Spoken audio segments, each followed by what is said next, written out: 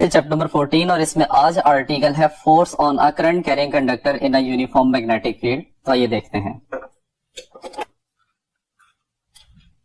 Students, chapter number 12 में आप लोगों ने दो चार्जेस के दरमियान में अट्रैक्शन और रिपल्शन की फोर्सेस को डिस्कस किया था।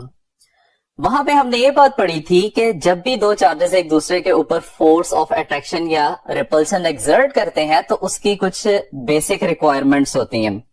वो रिक्वायरमेंट में फर्स्ट रिक्वायरमेंट जो उसने हमें मेंशन की थी वो ये थी कि दोनों चार्जेस का अपना अपना फील्ड होना चाहिए, और सेकंड रिक्वायरमेंट उसकी ये थी कि वो दोनों फील्ड एक दूसरे के साथ इंटरेक्ट कर रहे हो, तब ही चार्जेस एक दूसरे के ऊपर अट्रैक्शन या रिपल्शन की फोर्सेस लगा सकते हैं। बिल्कुल इसी तरीके से आज जो हमारा आर्टिकल है कि आपने करंट कैरिंग कंडक्टर को मैग्नेटिक फील्ड में रखना है और उसके ऊपर लगने वाली फोर्स को हमने चूंकि डिस्कस करना है, तो यहां पे दो फील्ड होंगे। एक फील्ड एक्सटर्नल मैग्नेटिक फील्ड वाला बनेगा और दूसरा जो कि हमने प्रीवियस आर्टिकल में डिस्कस किया था कि जब भी एक कंडक्टर के अंदर से करंट पास करती है तो वो अपने सराउंडिंग रीजन के अंदर मैग्नेटिक फील्ड बना लेता है। ये दोनों फील्ड जब एक दूसरे से इंटरेक्ट करेंगे तो प्रोड्यूस होने वाली फोर्स की मैग्नीट्यूड क्या होती है, किन किन पैरामीटर्स पे डिपेंड करती है, और डायरेक्शन, ये सारी बातें आज के लेक्चर में हमने डिस्कस करनी है। तो सबसे पहले हम वो एक्सपेरिमेंटल सेटअप देखते हैं जिससे हम ये एक्सपेरिमेंट परफॉर्म करेंगे। तो सबसे पहले हमारे पास दो कंडक्टिंग रेलिंग्स हैं जो कि कॉपर की बनी हुई हैं। इनके दरमियान में डिस्टेंस L है और हमने एक कंडक्टिंग वायर को इन दोनों रेलिंग्स के ऊपर रखा हुआ है जिसकी लेंथ भी कैपिटल L के इक्वल है। रेलिंग्स के साइड पे हमने एक बैटरी को कनेक्ट किया हुआ है जिसके टर्मिनल्स आपको नजर आ रहे हैं, और ये सारे का सारा ऑपरेटर्स हमने एक हॉर्सशू मैग्नेट के मैग्नेटिक फील्ड में रखा हुआ है इस तरह से कि मैग्नेटिक फील्ड की डायरेक्शन वर्टिकली अपवर्ड है from the north pole of the magnet to the south pole. अब स्टूडेंट्स, हम सर्किट के अंदर करंट को एस्टेब्लिश करते हैं और टर्मिनल्स के मुताबिक चैप्टर नंबर 13 में हमने ये बात पढ़ी थी कि करंट हमेशा पॉजिटिव टर्मिनल से नेगेटिव टर्मिनल की तरफ फ्लो करता है, जिसकी वजह से direction of current through the conductor ये प्लेन ऑफ द बोर्ड में अंदर की तरफ है। ठीक है, अब स्टूडेंट्स हमें ये बात पता है कि जैसे ही करंट कंडक्टर में से पास करती है ये अपने सराउंडिंग रीजन में मैग्नेटिक फील्ड प्रोड्यूस करेगी, और कंडक्टर के करंट की वजह से प्रोड्यूस होने वाला मैग्नेटिक फील्ड जब हॉर्सशू मैग्नेट के मैग्नेटिक फील्ड के साथ इंटरेक्ट करता है तो इंटरेक्शन की वजह से ये कंडक्टर मूव करना शुरू कर देगा, जो कि हमें यहां पे नजर आ रहा है। इन केस स्टूडेंट हम बैटरी के टर्मिनल्स को रिवर्स कर देते हैं। टर्मिनल रिवर्स करने की वजह से कंडक्टर से फ्लो करने वाला करंट जो कि पहले into the plane of the board जा रहा था, अब वो out of the plane of the board आना शुरू हो गया है। और इस सिचुएशन में चूंकि करंट की डायरेक्शन रिवर्स हुई है तो लगने वाली फोर्स है वो भी ऑपोजिट डायरेक्शन में लगेगी, और इस तरह से कंडक्टर हमारा लेफ्ट साइड पे मूव करना शुरू कर देता है। यहां पे अब हम डिस्कस करते हैं कि किस तरीके से फोर्स की डायरेक्शन को कैलकुलेट किया जा सकता है। तो उसके लिए हम right hand palm rule use करते हैं जिसमें राइट हैंड की फिंगर्स होनी चाहिए in the direction of magnetic field, thumb होना चाहिए in the direction of current. हम यही सपोज करते हैं कि करंट की direction into the plane of the board है। अब थंब को हम करंट की डायरेक्शन में ले जाएंगे तो फोर्स जो कंडक्टर के ऊपर लगेगी वो हमेशा पाम के परपेंडिकुलर होती है, जिसकी वजह से ये कंडक्टर राइट साइड पे मूव करना शुरू कर देता है। ये राइट हैंड रूल आपकी बुक के पेज नंबर 58 पे साइड इंफॉर्मेशन में भी दिखाया हुआ है। इसके हम पॉइंट्स लिख लेते हैं। Right hand palm rule. Right hand palm rule किस तरीके से है कि सबसे पहले आपने फिंगर्स को लेके जाना है in the direction of magnetic field, फिर हम थंब को लेके जाएंगे in the direction of flowing current which is basically the direction of the length, और वो फिर कहता है कि देन इस सिचुएशन में perpendicular to palm this would be the direction of the force. ये फोर्स की डायरेक्शन होगी। इस तरीके से राइट हैंड रूल अप्लाई करके आप फोर्स की डायरेक्शन को कैलकुलेट कर सकते हैं। अब स्टूडेंट्स हमने यहां पे देखना है कि वो कौन कौन से पैरामीटर्स हैं जिसके ऊपर ये मैग्नेटिक फोर्स डिपेंड करती है।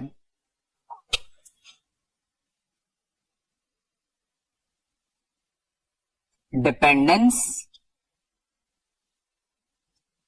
Of force.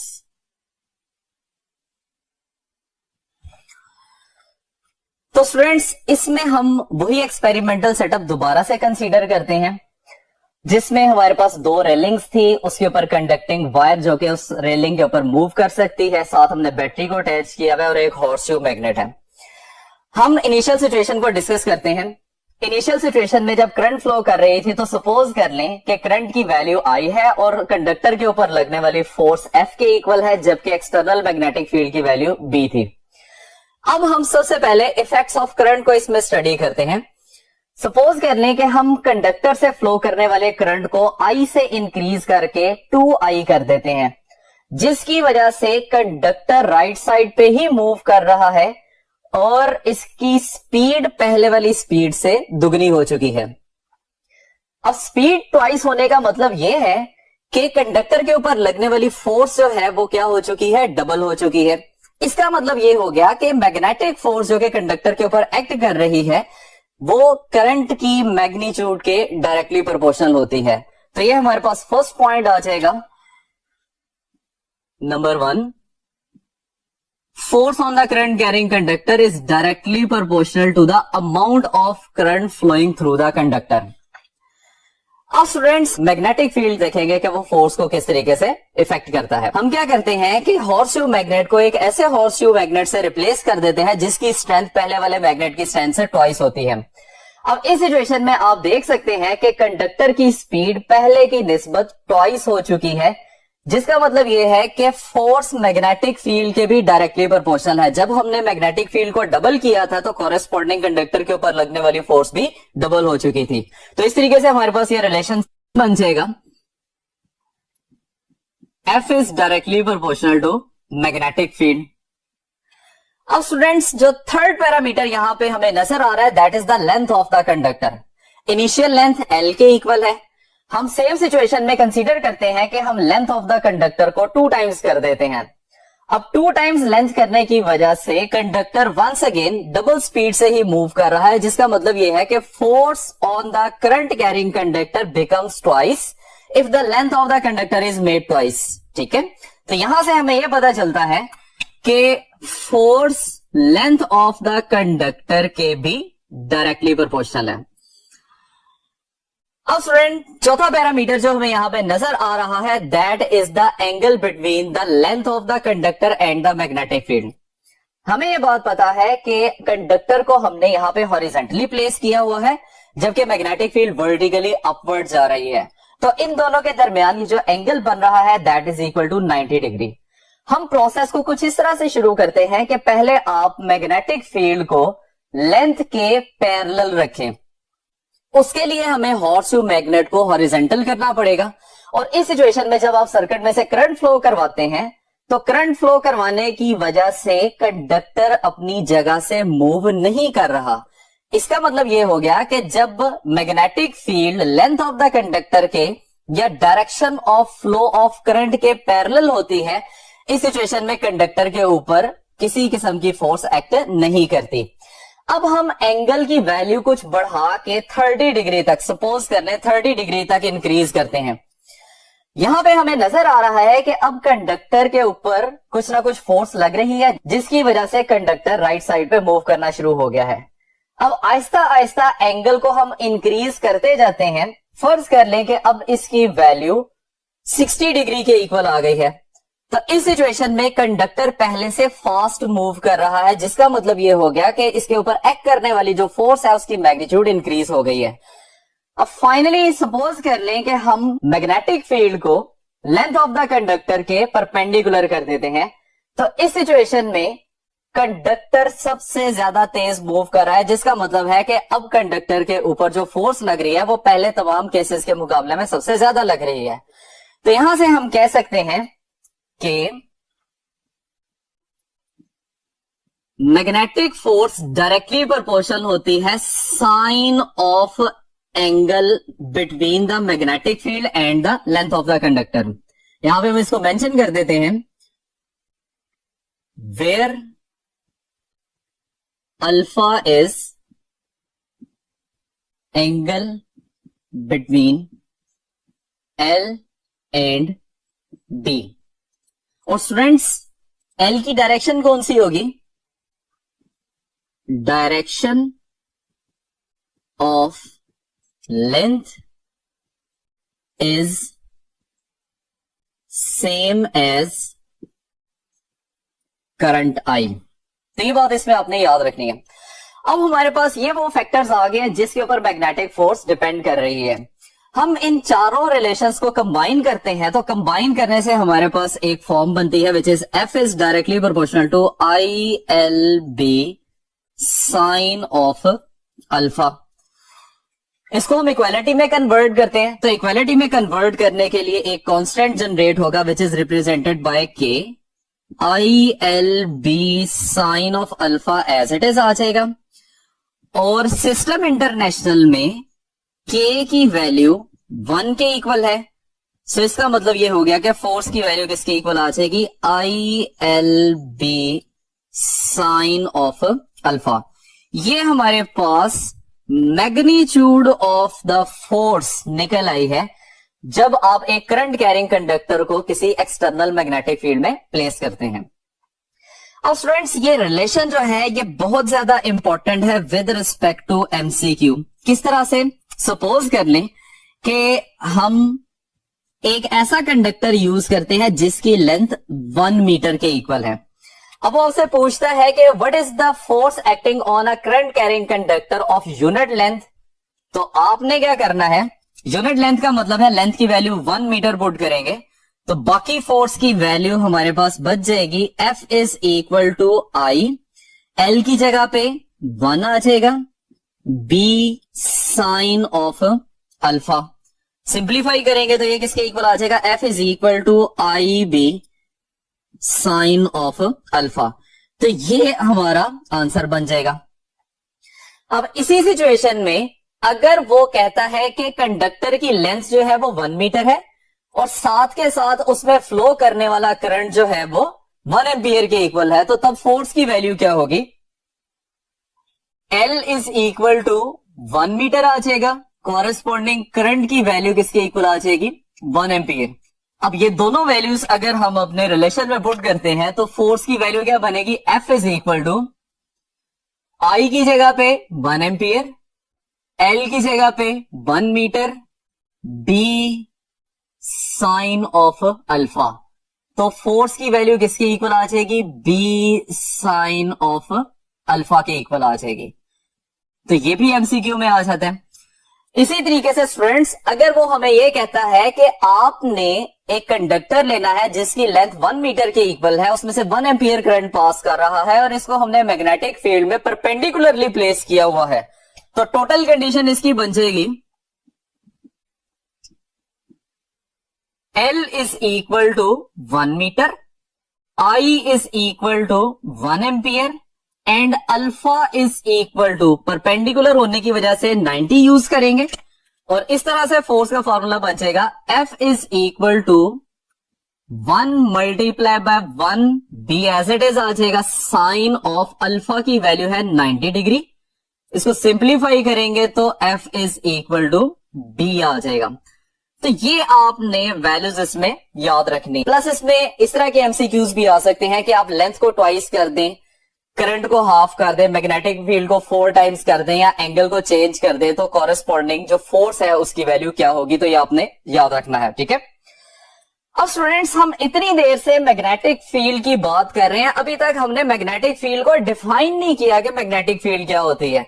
तो मैग्नेटिक फील्ड की डेफिनेशन हमें यहां से ही मिलेगी, तो इसको हम लिखते हैं डेफिनेशन ऑफ B। अब इस रिलेशन से स्टूडेंट्स हमें क्या नजर आ रहा है कि मैग्नेटिक फील्ड बेसिकली एक मैग्नेटिक फोर्स होती है। कौन सी मैग्नेटिक फोर्स होती है? जो कि एक ऐसे कंडक्टर के ऊपर लग रही हो जिसकी लेंथ 1 मीटर के इक्वल है, उसको 90 के एंगल पे आपने मैग्नेटिक फील्ड में प्लेस किया हुआ है जब उसमें से करंट जो है वो 1 एम्पियर का पास कर रहा था। तो this is the definition of the magnetic field. इसको हम वर्ड्स में अगर लिखें तो ये कुछ इस तरीके से बन जाएगी, the magnetic field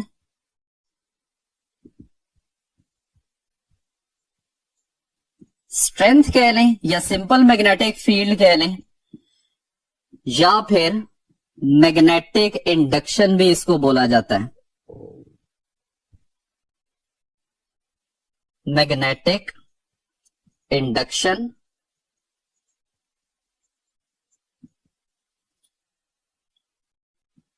is the force acting on a conductor। Conductor कौन सा होना चाहिए? जिसकी लेंथ 1 मीटर के इक्वल है। ऑफ लेंथ 1 मीटर, प्लेस्ड, कैसे प्लेस किया हुआ है? परपेंडिकुलरली प्लेस किया हुआ है in the magnetic field. Placed at right angle to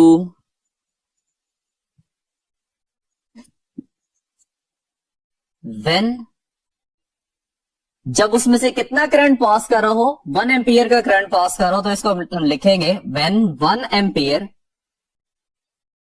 current is passing through it. तो इस सिचुएशन में जो फोर्स होगी वो मैग्नेटिक फील्ड को ही डिफाइन करेगी। अब स्टूडेंट्स हम चलते हैं मैग्नेटिक फील्ड के यूनिट्स की तरफ।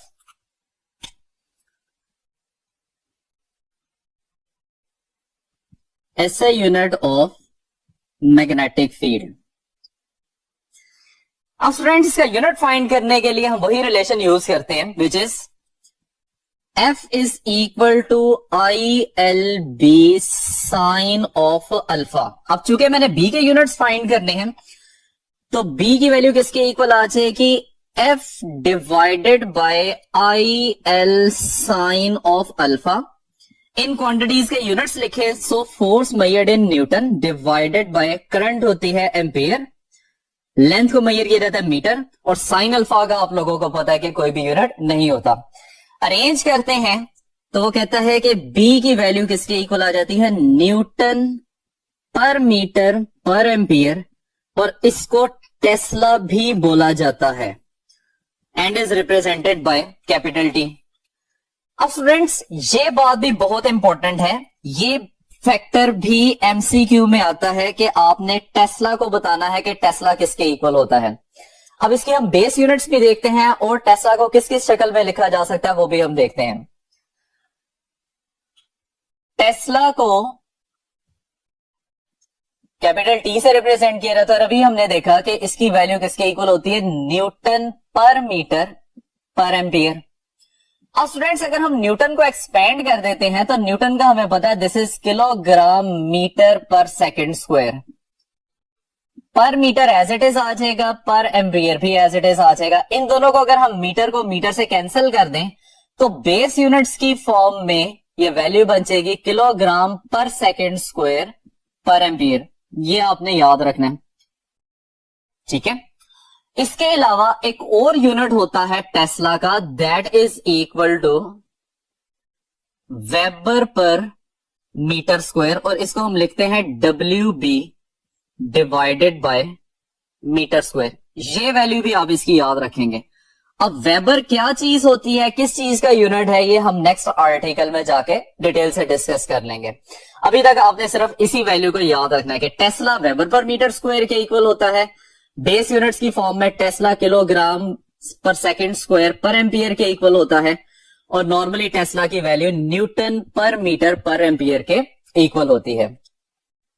अब स्टूडेंट्स हम 1 टेस्ला को डिफाइन करते हैं कि what is 1 Tesla magnetic field. 1 Tesla. अब 1 टेस्ला के लिए हम रिलेशन को दोबारा लिखेंगे, B is equal to F divided by IL sine of alpha. ये हमारे पास रिलेशन था। अब हमने कितना मैग्नेटिक फील्ड डिस्कस करना है? 1 टेस्ला के इक्वल डिस्कस करना है, तो B को हम रिप्लेस कर देंगे by 1 tesla which is equal to force को हम रिप्लेस करेंगे 1 न्यूटन से डिवाइडेड बाय करंट कितना होना चाहिए 1 ampere, length of the conductor कितनी होनी चाहिए 1 मीटर, और किस एंगल के ऊपर प्लेस करनी चाहिए 90 डिग्री के ऊपर प्लेस करनी चाहिए। तो साइन 90 की वैल्यू भी किसके इक्वल आ जाएगी 1 के इक्वल आ जाएगी। ठीक है, sine of 90 degree that is equal to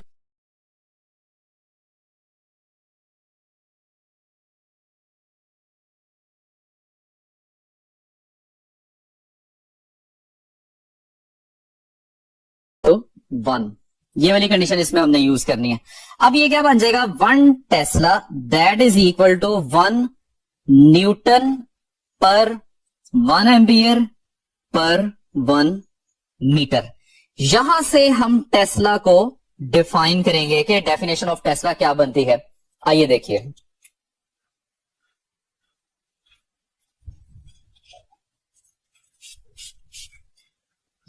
students अब आइए डेफिनेशन लिखते हैं 1 टेस्ला की, जिसमें हमने बात की थी कि फोर्स 1 न्यूटन होनी चाहिए, करंट 1 एम्पियर, कंडक्टर की लेंथ 1 मीटर और उसको मैग्नेटिक फील्ड के परपेंडिकुलर प्लेस करना है। तो यहां से इसकी डेफिनेशन बन जाएगी, कहता है कि the strength of magnetic field will be 1 Tesla if a force of 1 Newton acts on a conductor of length 1 meter placed at right angle to the magnetic field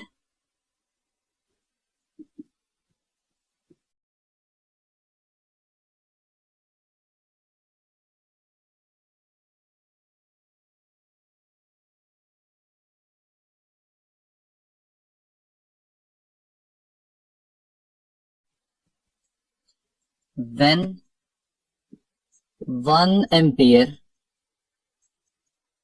current passes through it। तो students ये है 1 Tesla की definition, जो कि book के page number 59 पे आपको नजर आ रही है। ठीक है, अब स्टूडेंट्स फोर्स चूंकि एक वेक्टर क्वांटिटी होती है, तो हम चाहते हैं कि जो फोर्स की हमने मैथमेटिकल फॉर्म निकाली है इसको वेक्टर फॉर्म में भी लिखें। तो उसके लिए हम डिस्कस करते हैं vector form of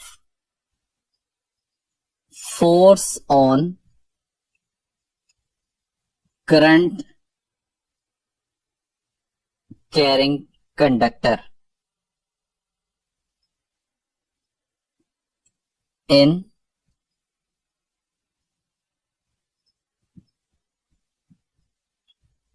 magnetic field. अब स्टूडेंट्स जो हमने इसकी मैथमेटिकल फॉर्म निकाली है, तो मैथमेटिकल फॉर्म में F is equal to ILB sine of alpha. यहां पे साइन अल्फा की वैल्यू आ रही है, और ये बात हमने चैप्टर नंबर 2 के क्रॉस प्रोडक्ट में पढ़ी थी कि जब आप क्रॉस प्रोडक्ट को ओपन करते हैं तो उसमें साइन एंगल जनरेट होता है। तो इसको हम अगर लिखना चाहें तो हम इसको लिख सकते हैं F is equal to IL cross B। तो this is the vector form of the magnetic force. ठीक है, मैंने आपको पहले भी बताया था कि हम लेंथ की वो डायरेक्शन लेते हैं in which the current is flowing through the conductor. Magnetic field की डायरेक्शन का भी हमें पता है, और यहां से इन दोनों का क्रॉस प्रोडक्ट का जो रिजल्टेंट निकलता है वो डायरेक्शन जो है वो किसकी बता रहा होता है, मैग्नेटिक फोर्स की डायरेक्शन बता रहा होता है। अब स्टूडेंट्स हम क्रॉस प्रोडक्ट के राइट हैंड रूल को यूज करते हुए फोर्स की डायरेक्शन को जरा वेरीफाई कर लेते हैं कि जो हमने पहले right hand palm rule use किया था उसके मुताबिक निकलने वाली फोर्स की डायरेक्शन और क्रॉस प्रोडक्ट के राइट हैंड रूल के मुताबिक निकलने वाली फोर्स की डायरेक्शन आपस में मैच करती हैं या नहीं। तो स्टूडेंट्स इसके लिए देखिए, ये जो एक्सपेरिमेंटल सेटअप हमने पहले यूज किया था जिसमें करंट हमने सपोज किया था that is flowing into the plane of the board which is basically the direction of the length of the conductor, और मैग्नेटिक फील्ड की डायरेक्शन चूंकि वर्टिकली अपवर्ड है, हम इन दोनों की वेक्टर्स बाहर निकाल लेते हैं। तो ये इस तरीके से आपको नजर आएंगे।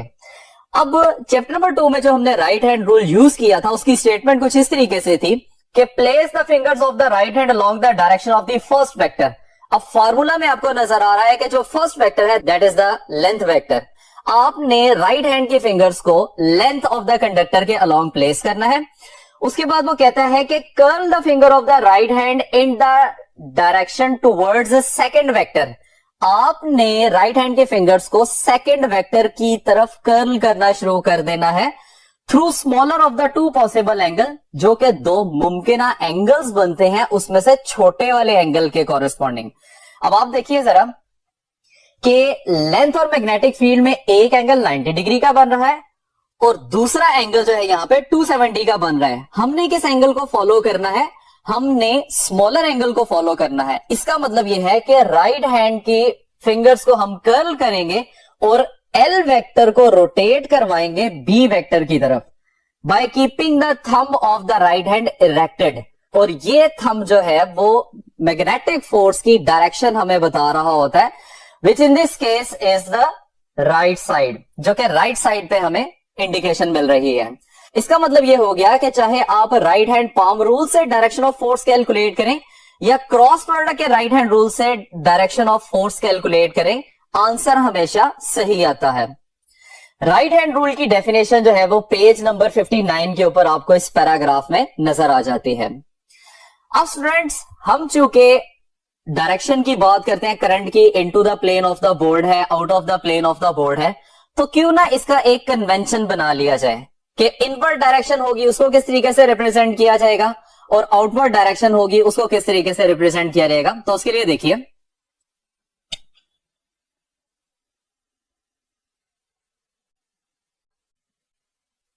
Convention of direction. स्टूडेंट्स इसमें कहता है कि जब भी हम into the plane of the board बात करें, इनटू प्लेन ऑफ बोर्ड कह लें या पेपर कह लें या बुक कह लें, कोई भी बात है, ठीक है। और इसको लिखा जा सकता है अवे फ्रॉम रीडर, जो स्टेटमेंट को रीड कर रहा है उससे दूर, मतलब है कि अंदर की तरफ जा रहा है। तो इस सिचुएशन के अंदर जो डायरेक्शन होती है that is represented by cross, ठीक है, उसको हम क्रॉस से रिप्रेजेंट करते हैं। और इसी तरीके से वो कहता है कि अगर हमने ऐसी डायरेक्शन को डिस्कस करना है जो कि प्लेन से बाहर की तरफ यानी कि आप लोगों की तरफ आ रही हो, उसको हमने डिस्कस करना हो तो उसको किस तरीके से डिस्कस करेंगे। तो इसके लिए हम कन्वेंशन बना लेते हैं, out of plane of board कह लें या पेपर कह लें, या फिर इसको लिखा जा सकता है टुवर्ड्स रीडर। तो इसको वो कहता है कि हम हमेशा डॉट से रिप्रेजेंट करते हैं।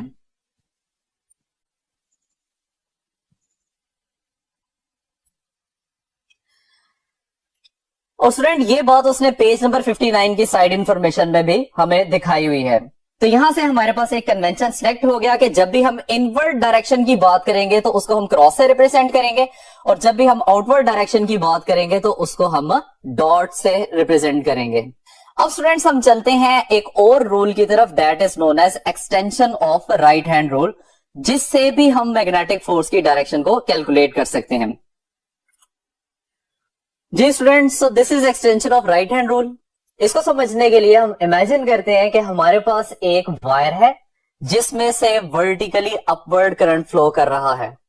अब स्टूडेंट्स प्रीवियस आर्टिकल में हमने ये डिस्कस किया था कि करंट जब भी किसी कंडक्टर में से पास करता है तो अपने सराउंडिंग रीजन में एक मैग्नेटिक फील्ड जनरेट करता है, और direction of magnetic field find करने के लिए हम right hand fist rule use करते हैं, जिसमें कंडक्टर को अपने राइट हैंड में इस तरह से पकड़ा जाता है कि thumb in the direction of current हो, जो कि हमारे इस केस में वर्टिकली अपवर्ड है, और राइट हैंड की फिंगर्स का कर्ल जो है वो हमें मैग्नेटिक फील्ड की डायरेक्शन बताता है। तो हम यहाँ क्या करते हैं, इसके कॉरेस्पॉन्डिंग दो रिंग्स बना लेते हैं जो कि हमें direction of magnetic field discuss करेंगे। अब स्टूडेंट्स इसके साथ हम एक मैग्नेट रख लेते हैं जिसका नॉर्थ और साउथ पोल आपको नजर आ रहा है, और हमें यह पता है कि मैग्नेट की वजह से मैग्नेटिक फील्ड नॉर्थ से साउथ पोल की तरफ होता है, तो उसकी भी हम कुछ मैग्नेटिक लाइंस ऑफ फोर्स यहाँ पे ड्रॉ कर लेते हैं। स्टूडेंट्स अगर आप इस सारे सेटअप का टॉप व्यू लेते हैं तो ये आपको कुछ इस तरीके से नजर आएगा।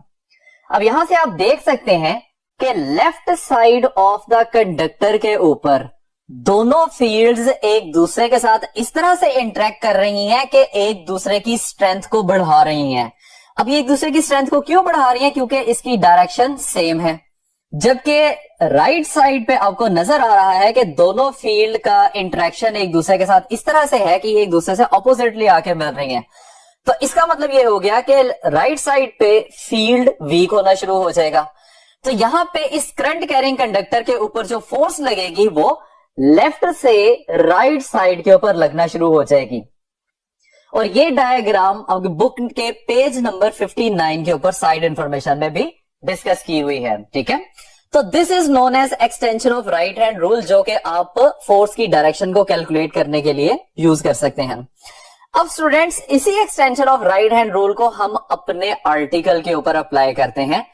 तो ये है जी हमारे पास वही सारा एक्सपेरिमेंटल सेटअप जिसमें से करंट कंडक्टर में से into the plane of the board move कर रही है। हम सबसे पहले यहां पे right hand fist rule apply करके कंडक्टर से पास करने वाले करंट से प्रोड्यूस होने वाले मैग्नेटिक फील्ड की डायरेक्शन को अगर हम देखें तो यहां पे हमें नजर आ रहा है कि राइट हैंड रूल अप्लाई करने से जो डायरेक्शन ऑफ है वो क्लॉकवाइज निकल रही है। अब हॉर्सशू मैग्नेट की वजह से जो मैग्नेटिक फील्ड है दैट इज वर्टिकली अपवर्ड। हम ये देखते हैं कि ये दोनों मैग्नेटिक फील्ड आपस में किस तरह से इंटरेक्ट करते हैं। तो वंस अगेन अगर आप देखें तो left side of the conductor पे जो दोनों फील्ड्स हैं वो एक दूसरे से इस तरह से मिल रही हैं कि एक दूसरे की स्ट्रेंथ को इंक्रीज कर रही हैं, जबकि राइट साइड के ऊपर दोनों फील्ड्स एक दूसरे के ऑपोजिट आके एक दूसरे में मिक्सअप होती हैं, जिसका मतलब है कि यहां पे फील्ड की वैल्यू वीक हो जाएगी। और हमने भी ये बात पढ़ी है कि फोर्स हमेशा स्ट्रॉन्ग मैग्नेटिक फील्ड से वीक मैग्नेटिक फील्ड की तरफ लगती है, जिसकी वजह से यहां पे जो डायरेक्शन ऑफ फोर्स निकल रही है that is also towards right. तो स्टूडेंट्स यहां से हमें यह बात पता चलती है कि चाहे आप पाम रूल यूज कर लें, चाहे आप क्रॉस प्रोडक्ट का राइट हैंड रूल यूज कर लें, चाहे आप extension of right hand rule use कर लें, तीनों में से कोई भी रूल यूज करेंगे तो आपको हमेशा सेम डायरेक्शन ही मिलती है। स्टूडेंट्स अब हम चलते हैं एक और साइड इंफॉर्मेशन की तरफ जो कि पेज नंबर 58 के ऊपर उसने दिखाई हुई है। तो देखिए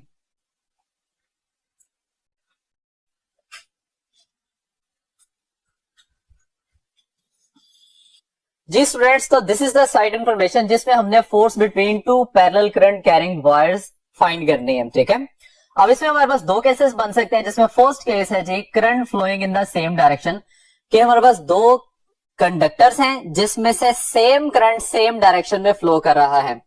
हमने ये देखना है कि ये दोनों कंडक्टर एक दूसरे को अट्रैक्ट करेंगे या फिर रिपेल करेंगे।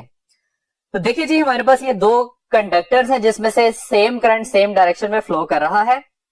कंडक्टर 1 के ऊपर हम right hand fist rule apply करते हैं ताकि इसके करंट से प्रोड्यूस होने वाले मैग्नेटिक फील्ड की डायरेक्शन को देखा जा सके। तो उसके लिए राइट हैंड का थंब होना चाहिए in the direction of current, और कर्लिंग ऑफ फिंगर्स जो है वो मैग्नेटिक फील्ड की डायरेक्शन को डिस्क्राइब करती हैं, जो कि यहाँ पे एंटी क्लॉकवाइज बन रही है। अब स्टूडेंट्स हम ये देखना चाहते हैं कि कंडक्टर 1 कंडक्टर 2 के ऊपर किस तरीके से फोर्स लगा रहा है, तो हम मैग्नेटिक लाइंस ऑफ फोर्स को थोड़ा सा बढ़ा देते हैं। जैसे ही ये कंडक्टर 2 तक पहुंचती है तो हमें यहां पे ये पता चल रहा है कि कंडक्टर 2 के ऊपर मैग्नेटिक फील्ड की direction into the plane of the board जा रही है। अगर इसी सिनेरियो का आप टॉप व्यू लेते हैं तो ये आपको कुछ इस तरीके से नजर आएगा कि कंडक्टर 2 को हमने एक डॉट से रिप्रेजेंट किया हुआ, विच मीन्स दैट के current is flowing out of the plane of the paper, और कंडक्टर 1 की वजह से जो मैग्नेटिक फील्ड, जिसको हम यहां एक्सटर्नल मैग्नेटिक फील्ड कंसीडर करेंगे, उसकी डायरेक्शन अब इस केस में जो आपको नजर आ रही है वो क्या बन रही है, वर्टिकली अपवर्ड। अब दोनों डायरेक्शंस का हमें पता चल चुका है, तो इसके ऊपर हम right hand palm rule apply करते हैं। तो इसकी वजह से कंडक्टर 1 जो कंडक्टर 2 के ऊपर फोर्स लगा रहा है उसकी डायरेक्शन कैलकुलेट की जा सकती है।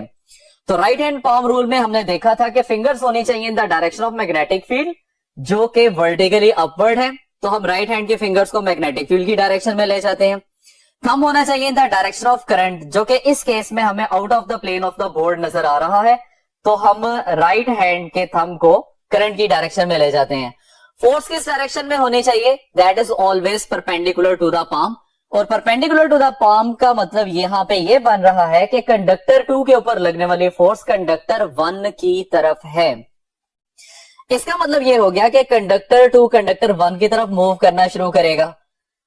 ऑन द अदर हैंड अगर हम ये देखें कि कंडक्टर 2 कंडक्टर 1 के ऊपर कितनी फोर्स लगा रहा है, तो उसके लिए अब हम कंडक्टर 2 का मैग्नेटिक फील्ड बनाएंगे। कंडक्टर 2 का मैग्नेटिक फील्ड भी सेम एंटी क्लॉकवाइज डायरेक्शन में हमें नजर आएगा, ठीक है। अब हम अगर दोबारा से टॉप व्यू देखें तो कंडक्टर 2 की वजह से कंडक्टर 1 तक जो मैग्नेटिक फील्ड पहुंच रहा है वो हमें यहां डाउनवर्ड डायरेक्शन में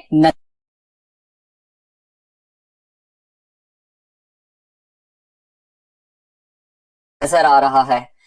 अब मैग्नेटिक फील्ड की डायरेक्शन का भी हमें पता चल गया, करंट की डायरेक्शन का भी हमें पता चल गया, तो हम इसके ऊपर राइट हैंड रूल अप्लाई करेंगे इस तरह से कि राइट हैंड के फिंगर्स होनी चाहिए in the direction of magnetic field which is vertically downward in this case, और थंब होना चाहिए in the direction of current जो कि out of the plane of the board आ रहा है। फोर्स की direction perpendicular to the palm होगी which is directed towards the second conductor. तो स्टूडेंट्स यहां से हमें क्या नजर आ रहा है कि कंडक्टर 1 कंडक्टर 2 की तरफ मूव कर रहा है और कंडक्टर 2 कंडक्टर 1 की तरफ मूव कर रहा है, जिसकी वजह से इन दोनों के दरमियान में डिस्टेंस कम होगा।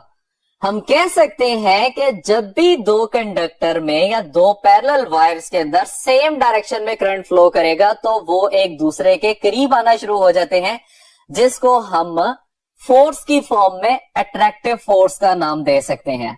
तो यहां पे हम लिख लेते हैं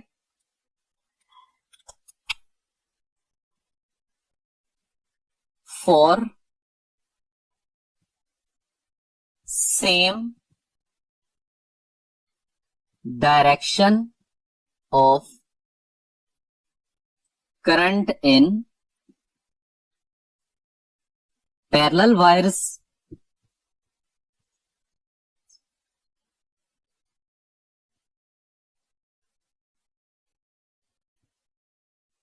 they attract each other, ठीक है।